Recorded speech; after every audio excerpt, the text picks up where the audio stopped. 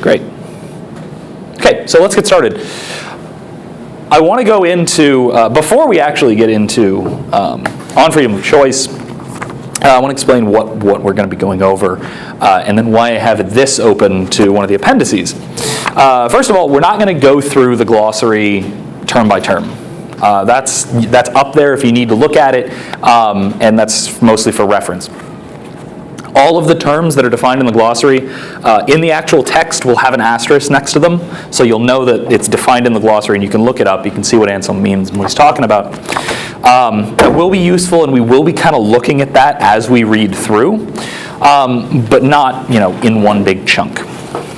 In addition, unlike a lot of the readings from this class, I'm not expecting all of you to have read and understood it already, in part because I didn't tell you to, in part because it's very complicated. To that end, we're going to be looking through this basically paragraph by paragraph, reading it together in class to try and get a handle on what's going on.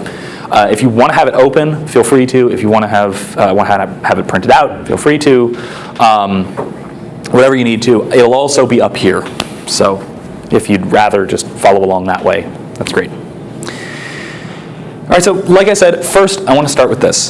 This is an excerpt from De Concordia, which is, the full title translated, is On the Harmony of Divine Foreknowledge, Predestination, and Grace with Free Choice, which relates really closely to the topic of this module of the class, which is this apparent dichotomy or tension between free will on the one hand and predestination or providence on the other. A short way of saying this is the tension between our will or our actions and God's will and God's actions. Because if God exists, then God is omnipotent. God controls everything.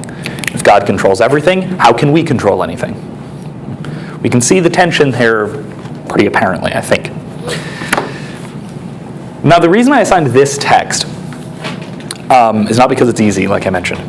It's because this is possibly the only case where anyone makes more distinctions about something than Thomas Aquinas does. Anselm, throughout this text, is distinguishing between meanings. He's closely defining something. He's pulling terms apart, seeing what they mean to try and get at how we can put this tension together, how we can solve this problem. And which is why we're starting here in Appendix B and looking at De Concordia, because this is the first distinction he makes, and he makes use of this throughout On Freedom of Choice, throughout the dialogue we're going to be reading. So, okay, let's start. So he begins by saying, to will is equivocal in the same way that to see is. So what does equivocal mean? Equal to? Kind of.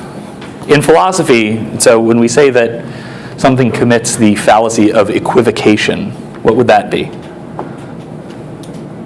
It has to do with equivocal. It has the same fallacy in it? Mm-mm. So it's not that it has the same fallacies, right? There's a fallacy in particular called equivocation, and it relies on a term. Right? A term, well, to go off of what you said, so being equal or being the same thing. It's where the same term, yeah? Is equivocal like definitely true? Like, because unequivocal means, not debatable? You're close, you're onto something, and that's why we say that. Right? We say something is unequivocal or unequivocally true. But to say that a term is equivocal means that it has multiple meanings. It means that it's ambiguous.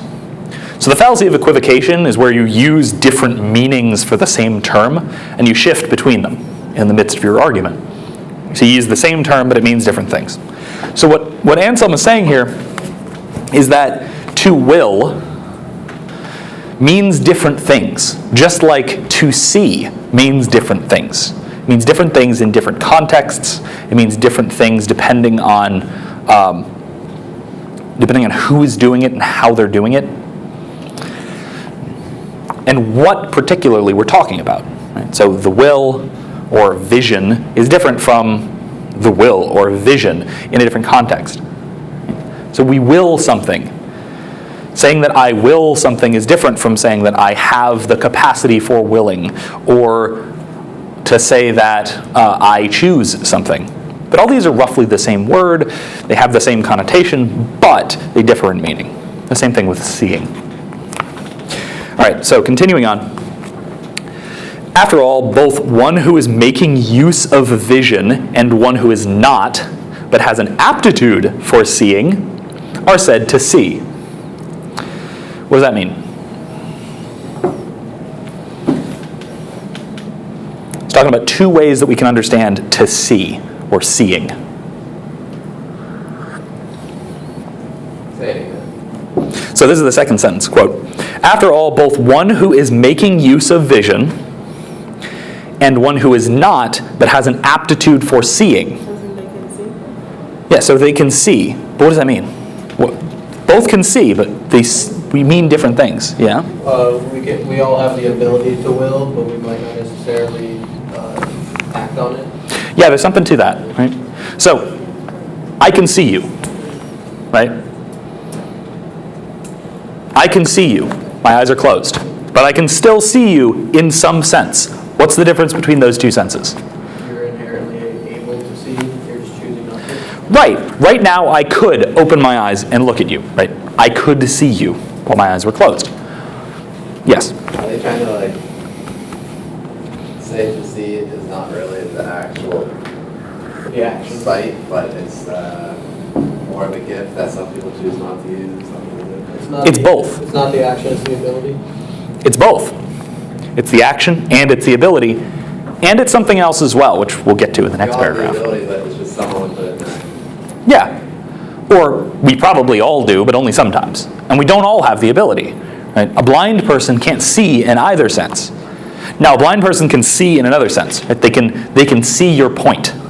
Right? You might use it by analogy. So seeing something in that way. But that's not what he's talking about here. He's talking about using terms properly in terms of the definition he gives in the glossary. Does anyone remember what he means by the distinction between properly and improperly? What does that mean? Philosophically speaking. So to use a term properly versus to use a term improperly.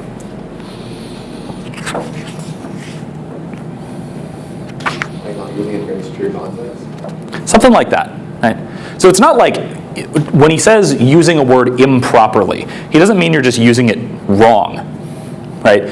What he means is you're using it imprecisely. Right? It doesn't have the particular literal meaning that to use it properly would. So, quote, here's the definition he gives for properly. A word is used properly when it is strictly and literally used, not loosely or in a way that is apt to be misleading or violates precise philosophical usage. So we say things, when I say, it's... So it means one definition? Yeah. Right. So to say that I see your point is to use the word see improperly. That's not to say that it doesn't make sense or that it's wrong in the context. It's just that it's not philosophically precise. Right? If I were to say I see something and I'm using the term properly, it means I'm using my eyes. Right? So it's talking about precision in terminology here, not so much just using the correct word in the correct context, that kind of thing. Okay, so far we have this distinction between the exercise and the aptitude. The ability to see and then actually seeing, which we refer to both of these as sight. Right? To say that you can see means both that I can see you and I close my eyes, but I can see you. Right? I'm capable of opening my eyes and looking. Right? In both of these cases, we would use I can see. And there's nothing incoherent about that. All right, so next paragraph, he suddenly makes another distinction. So we go from apparently just an equivocal term that could mean any number of things. Then we distinguish, we come up with two meanings for it, right? The aptitude and the exercise. And then the next paragraph, we come up with another distinction. We come up with now three meanings for the same kind of term. So, quote, this is continuing on the first paragraph, or the second paragraph there. One can thereby recognize that there's a distinction between the will that is the instrument for willing, in other words, the capacity, right, our ability to will things, or our ability to choose things. The will that is the affection for that instrument, Right? So wanting something. This is the new one. This is the one he hasn't addressed yet. And the will that is the actual exercise of that instrument. Okay. Let me draw this out. I'm not going to use his example because we're going to probably address it later. I'm going to use a new example. So, raise your hand if you are capable of standing up right now. You're capable of standing up, right? You could choose to stand up. Now, whether you could successfully stand up or not, I don't care. Raise your hand if you're capable of choosing to stand, or at least choosing to try and stand. Right? Everybody. Right, keep your hand up if you want to stand up. Okay, keep your hand up if you are standing. Okay, so you too. Good timing. All right, so great. I've just demonstrated these three different meanings for standing, right? Or capable of standing. Is the one to stand an example for exercise of the affection of that instrument? Yeah, so I'm exercising my ability to stand. I'm exercising that will. Right? My will to stand is being exercised. Your will to stand, or at least yours, you said that you do want to stand up right now, great. You have that will as what Anselm calls an affection. You want it, right? It's a desire. You want to stand up, but you're not exercising it. The rest of you are capable of willing to stand. Right? You have the will in that case, right, in that sense. But you're not exercising it, you're not even wanting it. Right? The will isn't active, it's not current, it's not right now. So let me scroll up slightly. Because he draws this distinction really discreetly, and he puts the names for them here. So these three kinds of will are the instrument, right? The instrument for willing. And now I'll also note, as good as this translation is, this is the best I've found. Instrument is kind of broad. By instrument, this is in a footnote in On Freedom of Choice as well, if you see it. When he talks about an instrument, he's talking about not just something that we use. It's an instrument, a power, some capacity, right? Our ability to choose. So the instrument of will, the affection, which is something like the desiring, the wanting, right? You have the will to stand. You want to stand. And the exercise, which is self-explanatory, right? That's exercising that ability or exercising that will, or acting on that desire or acting on that affection. A good way of laying this out in really simple terms: I can, I want to, and I do. Okay. You can have any of these or you can have none of these with respect to any given will or any given action. Right? You can be capable of willing something, that's the instrument.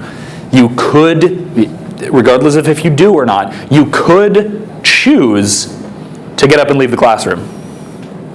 You also could want to, right? You could really want to just go home right now.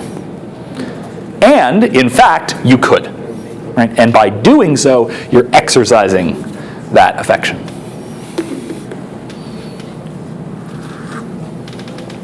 Another question that we're going to wind up addressing, probably not going to get to it today, but we're going to wind up addressing this other question of whether you can have the exercise of a will without having the affection.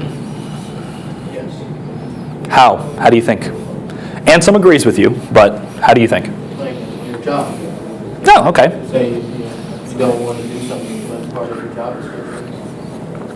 Yeah, so if probably most of you didn't will to finish the paper by Monday night in this way, right? In the same way that you might want to have lunch right now. Right? I didn't have lunch today. I totally want to, but I'm not going to go and leave and have lunch. So I can have the affection but not the exercise. Now, you might say that you had the exercise but not the affection. Now, we're going to get to this. He talks about this in like chapters, I think chapter 5, if I remember right, of On Freedom of Choice.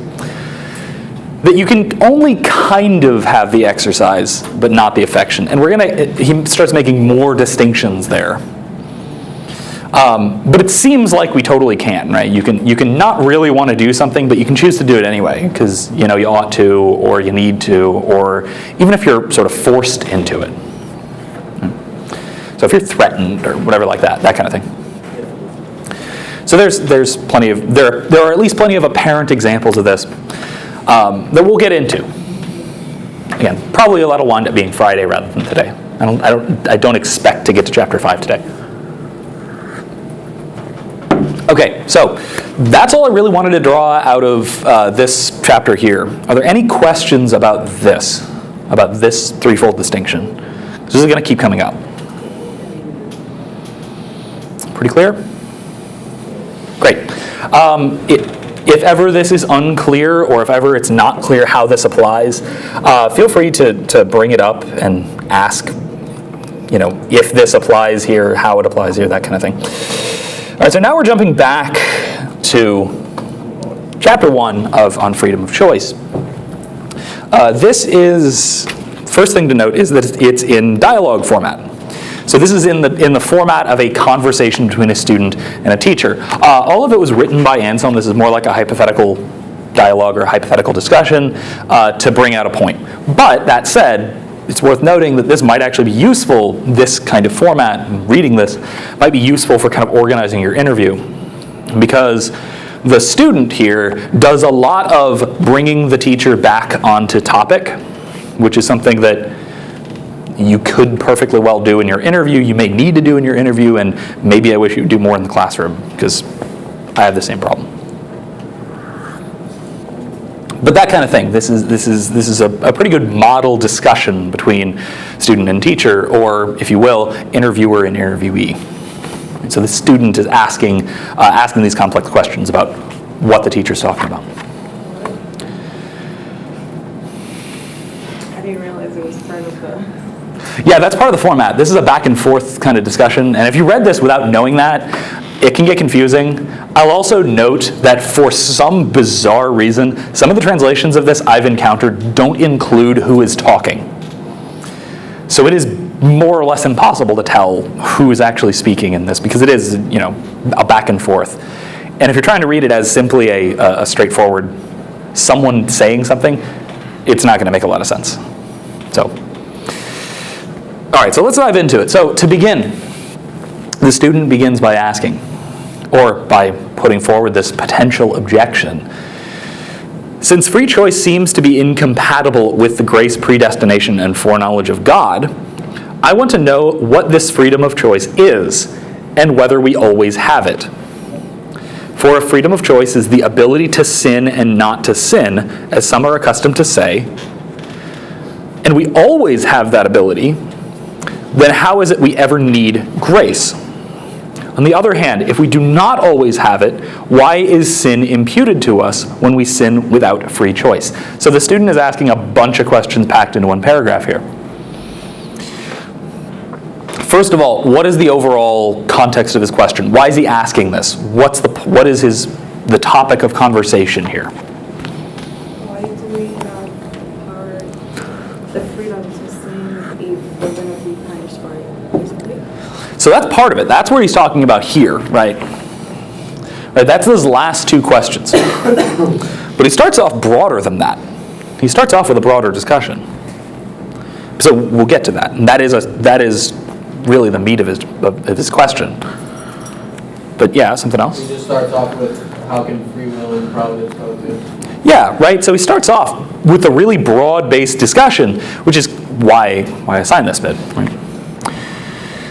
He starts asking, okay, well, how can we be free and God be all-powerful? Okay, God's infinite. That seems to make the problem worse, right? So if God is causally responsible for everything, how can we be causally responsible for anything? Because anything that we decide, he can fix, I guess is the word. If he wants you to go left and you decide right, he can just, make the right path curve over to make you go left. Sure. If that makes sense. Maybe, but that seems like a weirdly mechanistic way of God acting. It doesn't seem like God is actually in control of the world. It seems like God is altering the world in response to what you're doing to it, which seems kind of petty. And that's kind of where the student comes in later. He's like, where does he say? Oh no, the teacher brings it up that talking about God in that way is impious. Like that's talking about God like God is kind of like this petty little like he's playing with a model train set and the train accidentally jumps the track, so he puts some extra tracks to fix it or something. Right? It doesn't seem quite right. So this is a big problem. That if God is causing everything, right? God is all powerful, cause of everything. God, another problem, if God knows everything, then how can you genuinely choose it, right? How can you be causally responsible for something if God is already causally responsible for it? And then further, how can you freely choose one of several alternatives if God already knows which alternative you're going to choose? These are big problems in the philosophy of religion. And there's still big problems in the philosophy of religion. This was 1,000 years ago, and we're still discussing these. And we were discussing these long before. This goes back to at least the earliest times of the monotheistic traditions. And there are versions of this problem in various polytheistic traditions as well as pantheism. Right? So the world is God. If the world is God, how can we contribute to that if God is responsible still? If the universe operates in a certain way, how can we change it, etc. So depending on the tradition, this is still a problem. So, sorry, what was that question? Yeah.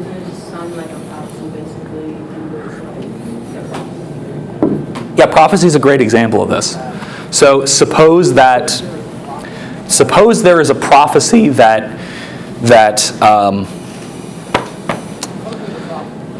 suppose there's a prophecy that you're going to save the world. Can you not? Suppose you know, right? There's a prophecy that has been passed down. You know it's about you, and you know you're destined to save the world. Can you choose not to? Are you sure? Yes, because then the prophecy would be wrong. And then, yeah, right. Wouldn't it always, because prophecies can always be altered some way? Maybe. But not if they're already right, though. And there's the tension. No, you're right. You're presumably right. If you chose not to, then the prophecy wouldn't have come true. And if you chose not to, and the prophecy wouldn't come true, then maybe it wasn't a prophecy after all, or maybe it was misinterpreted, or maybe it would have never been made in the first place, or who knows? Right? There's a lot of fantasy writing and a lot of science fiction writing that goes into this. Right? Anything involving any science fiction story involving time travel will inevitably get into this. This goes back to people say Mary might say no to birth Jesus. Yeah, great example. When the angel Gabriel showed up to announce that Mary would carry the child of God, could she have said, no thanks, I'd rather not? Well, maybe. The problem, though, is if she couldn't have, then it's not a choice. And if it's not a choice, it's not morally significant. So, basically, almost what happened in Oedipus, but it pretty much still has to be true. Yeah. So is it that we genuinely have a choice, or is it like the story of Oedipus? So Oedipus Rex, the ancient Greek poem, about the man who it's prophesied that he would, it was prophesied, he was warned in a prophecy that he would, kill his father and sleep with his mother, right? Yeah. So he didn't, so in trying to avoid it, he wound up fulfilling it. Because he slept with a woman not knowing that it was his mother, and killed his father, what was it? In retribution for trying to stop him or something. I don't remember exactly. It's been a while. But in trying not to fulfill the prophecy, he wound up fulfilling it. So we have this problem then. Was Oedipus free to choose? Well, he was going to do it anyway. So there's that problem. And if he was going to do it anyway, did he choose it? Could he have chosen otherwise, etc.? Yeah. What do you mean if it's not a choice, it's not morally significant? Well, if you can't, apparently, it would seem that well, let me put it in terms we're using here. If we do not have this capacity for choice, why is sin imputed to us when we sin without free choice? So what does imputed to us mean? What does that mean? That's one of the vocab definitions. Using Mary's example again, like if she couldn't say no, then like, she's not holy. Something like that, or at least that seems to be the case, right? So if she couldn't have said no, then it wasn't something she's morally responsible for. So, for example, you're not morally praiseworthy for not falling onto the ceiling right now. None of you are falling onto the ceiling. It would be quite annoying to the rest of the class if you suddenly fell onto the ceiling. But you're not morally responsible for not falling onto the ceiling because you're not capable of it. You can't. Right? That's not how gravity works. You are morally responsible for not shouting right now. Right? It's all very praiseworthy of you all for not just shouting in the middle of class. Why you're praiseworthy of that, right, why I can say that's good of you for not shouting, it is because, well, you could. Right? The question the student brings up here is, okay, why does God hold us morally responsible if we're puppets and God is the puppeteer and he moves the puppet around and bumps it into somebody else and then says, bad puppet, that was terrible of you, and then lights it on fire? That seems unfair, because if that's what's actually happening, then it is unfair. Is it possible that God has like a predestination for us as a whole, and that each individual can, act within its own circle, but it doesn't affect the whole outcome? Like he wants you Maybe. to go from A to B, and he doesn't care if you go left or right. Okay. But that's like saying that, like, oh, if you're famous, but you have to kill somebody, like I want to be famous, but if you kill somebody, I don't care because, you ended up being famous. It's the John Hinckley problem, right? John Hinckley wanted to be, well, not necessarily he wanted to be famous, but he wanted to be recognized and admired by Jane Fonda, so he decided the best way of doing that was to shoot the president. So maybe his destiny was to be recognized and known by Jane Fonda. But how he did it's still important, right? It still matters. Yeah. Like I've always had this idea of like everything is already predestined, like there's already like something written for me. But like I asked this same question to my mom, dad, and stuff, but they couldn't answer. But there's this one guy, and then he made me like go to the Bible and kind of give me an answer. And he said that God wasn't responsible for everything that is happening right now, or for everything that will happen. Because he told me that, he showed me, and I read that, in the beginning, I don't know if you guys are like familiar with reading the Bible or stuff, but he told me like in the beginning there was this, ongoing war between, like Adam and Eve, and then, the snake that was like Satan, like the angel of God, and then kind of like disrupted what was going on. And then from that point on, in Satan, the angel like from God was like, you know what, we can control everything. We don't need you to do anything. And then from that point on, the world is not controlled by God, but he let things happen to see, you say you can control everything, let me see you control everything. So maybe this is a kind of a solution, right? That God doesn't fully control everything. He controls outcomes to some degree, but he allows creatures to have some creative freedom. He allows creatures to contribute to creation. There's something to that. That's a point that another later medieval philosopher, John Duns Scotus makes. And he has something like that model. But Anselm wants to say that no, God is in complete control, including of all of your actions. Oh, and also you freely choose all of your actions, and you are completely causally responsible for them. It seems contradictory, but again, he's making a lot of distinctions here, and this winds up relying on some of those. So, to your point specifically, I most certainly recommend the third of these dialogues, which is on the fall of the devil, which talks about Satan's first choice, and why he talks about that, in particular, why he talks about the fall of the devil, and why he talks about fallen angels in general, is because they're great thought experiments. Right? Because angels don't have sensory inputs. They don't have like changing circumstances that might affect their decisions. They're making pure abstract decisions So it's an easy way to analyze the kind of mechanism of free choice and how free we are in what circumstances and that kind of thing. So that's definitely something that you should check out. And that's one of the extra credit quizzes as well. So that's something to look at. So yeah, follow up and then see if you have anything else. Yeah. So if God is making all the decisions, but we're still morally responsible for them, does that mean God is within us? And so would argue that God is like It's not just that. part of us? God isn't part of us. God is within us to an extent because God creates everything, including us. Right? But it's not like we are God in any significant respect. It's just that God is fully causally and morally responsible for everything on one level of consideration. But we are on a different level of consideration. But we'll look at what those are. To figure out what those are, we kind of have to finish the whole chapter, the whole book of it. But kind of.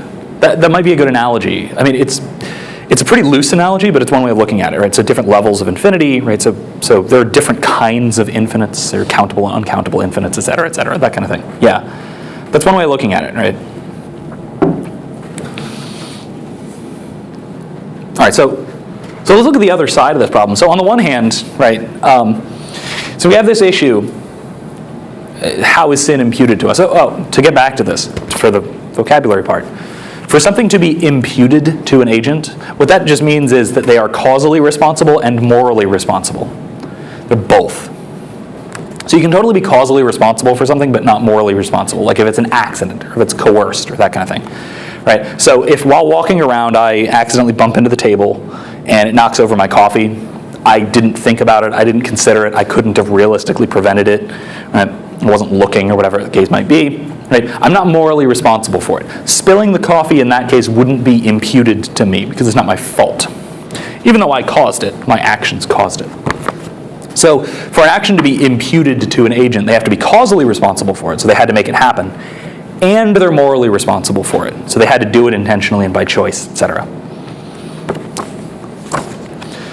So the other side of this dilemma is that if we can always choose good or evil, if we can choose between good and bad things, and there's nothing preventing us, why do we need, well, Christianity claims that we need help doing good, right? Claims that we need grace. We can't always be good, because if we could be, we would. If you could always do everything you try to do very, very well, you would. But apparently you can't, because you don't. One other question. How is the student here defining free choice? What is the student's proposed definition for free choice?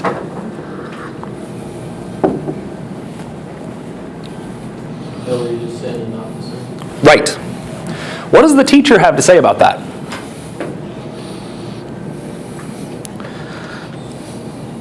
What does the teacher think of that definition?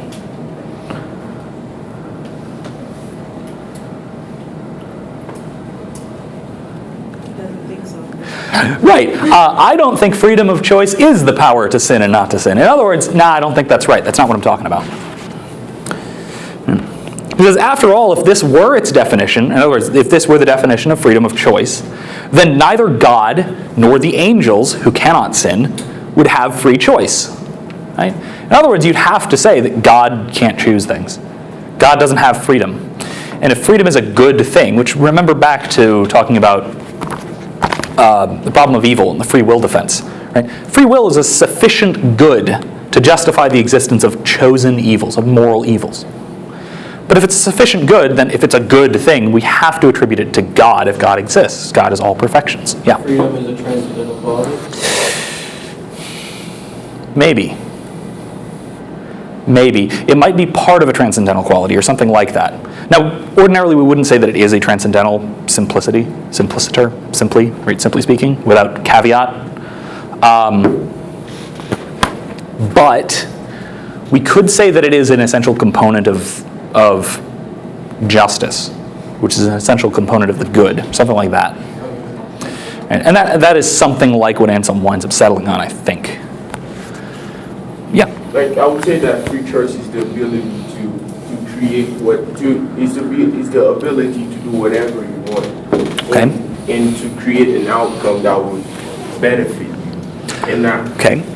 and not really. That's why God gave us free choice, because from that point on, it's not because of him what happened. It's because of us.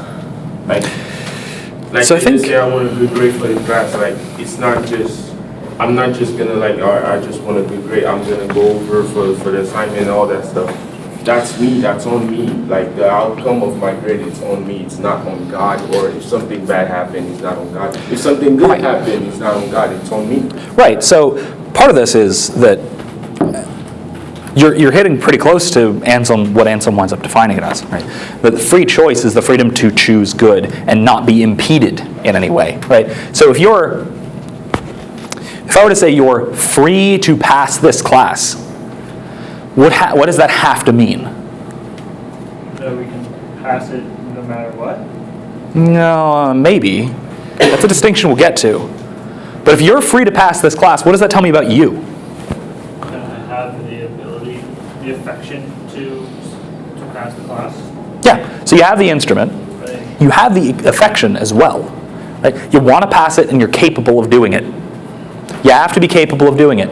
Now, if you're capable of failing the class, what does that mean? I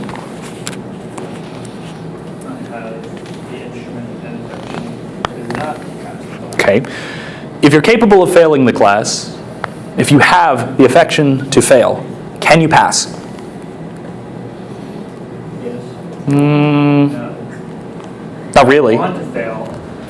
So if you have the affection to Well, pass, that goes you back might to- not. That goes back to the, can you have the affection without the exercise, or vice versa? Right. So if you have the affection to pass the class, it doesn't mean you're gonna. You need the instrument. But if you have the affection to fail the class, you are gonna. You're gonna fail. Right? Because the instrument to fail is simply the non-exercise of the instrument to pass. It's like the ability to speak or the ability to see. Right? If you have the ability to see, then you can either see or not. If you don't have the ability to see, you suddenly can't choose to. Give the affection to say? The instrument. I'm talking about the instrument. If you have the instrument, if you don't have the instrument but you do have the affection, if that's even possible, which he questions, but we'll get to that. If you have the affection but not the instrument, you're not gonna have the outcome. Right? It's not gonna get exercised because you have nothing to exercise. Not the affection. Yeah. Often, right? You have the capability of choosing to stand up and run outside the classroom right now, but no one's exercising it. No one probably even has the affection to, right? None of you want to stand up and scream banana. Right? No one has that affection, but you all have the instrument. You all could choose to do that. Right? So, before we dive into that distinction, though, there's one more I want to make, right? Which is here where the student proposes a solution. He says, why not say that free choice of God and the good angels is one thing, where our human free choice is something else? Why not just say that, in other words, why not say that freedom is different for God than it is for us? Why can't we just say these are different things? Because most things we say about ourselves don't apply to God in the same way. They're different. Right, when I say you're a good student, and I say God is good, I don't mean the same thing. Because if I meant what I mean when I say God is good, when I say you're a good student, I would just have to be saying that you're God. Because when I say God is good, I mean God is possessive of every perfection to an unlimited degree. If you as a student are possessing every perfection to an unlimited degree, it means you're God, and that's incoherent. Right?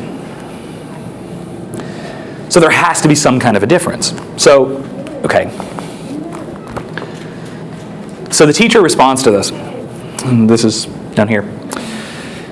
Even though human free choice differs from that of God and the good angels, so it does differ. There is a difference of some kind. The definition of the word freedom should still be the same for both. So there has to be some common definition. For example, even though one animal differs from another, whether substantially or accidentally, the definition of the word animal is the same for all animals.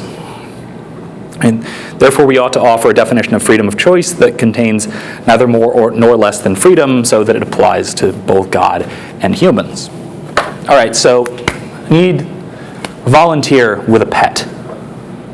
Who has a pet? All right, great. So your name, what you are, and then your pet's name and what your pet is. Okay, Caitlin. K or C? C. C. Almost got it. L-I-N? YN. Y-N. Almost, man. All right. And what are you? I'm a human being. Human. Got it. Easy question, but we'll get there. All right. What is your pet? Her name is Heidi. H-E-I-D-I? Yes. Okay. I got that one. And what is Heidi? She is a dog. All right. Dog. All right. Great. Heidi is an animal, right? And Caitlin is an animal, correct? I mean, all of this is correct, right? You're some kind of animal, so is Heidi. All right, does anybody else have a dog? All right, great. I've used your dog before. How about yours? Tiller. Is also a dog. And then Tiller is also an animal, right? Great. Anybody have another pet that isn't a dog? All right, great, I do. I have a cat. Her name's Angel. There's a cat. Great. All of these are animals. However, the term animal applies differently in each of these cases, to some degree. So these animals that we've named up on the board differ either accidentally or substantially. What does that mean? What is an accidental difference, or what is a substantial difference? This is in the glossary. Human being referred accidentally, since they're both human. Okay. But a human being and a cat differ substantially. Yeah, so to use the examples, Heidi and Tiller differ accidentally. They're both dogs, they're just different dogs. They have different attributes. They have different accidental characteristics. In other words, they have different accidents. They have different things about them, but it doesn't change the fundamental thing that they are. Right? So Heidi and Tiller are the same kind of thing. However, Caitlin and Angel are substantially different. They're different kinds of thing. Right? So they differ in substance, or they differ in nature. They have different natures. But still, the term animal, right, they're all kinds of animals or all different animals. This applies differently to each of them. Right? So Caitlin is a different kind of animal than Angel. Heidi is a different animal than Tiller. Right? So the term animal here is still defined in the same way for all four of these. Right? All four of these things are all animals. We mean animal in exactly the same way, but it applies differently. Right? Heidi is a certain kind of animal at your house. Tiller is that same kind of animal at your house. Angel is a different kind of animal at my house, and Caitlin is a different kind of animal in this classroom. Right? So animal here means the same thing. Right? It means something like living being with that can auto-locomote and have sensation. Right? Use something like Aristotle's definition of what an animal is. Right? It can move itself and it can perceive things. Right? All these things have all those qualities. Right? They're all animals. But they're animals in different ways. So this is what Anselm wants to do with respect to a definition of freedom. He wants to say, all right, what is freedom? Such that God has freedom in a certain way. Humans have freedom in a certain way. And maybe angels have freedom in a different way. He's not particularly concerned with animal freedom, if there is such a thing. Right? He sets that aside, isn't really concerned with it. He's mostly talking about if these two especially are the same thing. And here he wants to say, well, they have to be the same thing in some respect. But they don't have to work exactly in the same way. It has to have the same fundamental meaning, but can have very different applications. Right? So, Caitlin's animality, right, the kind of animal she is, she's a rational animal. Meanwhile, her dog, Heidi, is a canine animal, right? An animal with different substantial qualities, different fundamental qualities. Freedom has to mean something particular. It can't really differ between these things, but it can apply in a different way for humans than it does to God or to angels. It can work somewhat differently. So, just a question, who is the student and who is the teacher? What do you mean? Is Anselm the one who's being asked these questions? Yeah, Anselm's writing both of these, but he's sort of placing his own voice in the voice of the teacher. So the teacher is expressing his views about it. Yeah, he presents these questions to his own view as a way of clarifying it. Question? So, there's an accidental difference between God and angels, and there's a substantial difference between God and humans? For the sake of these, there would be a substantial difference between each of the three, right? So,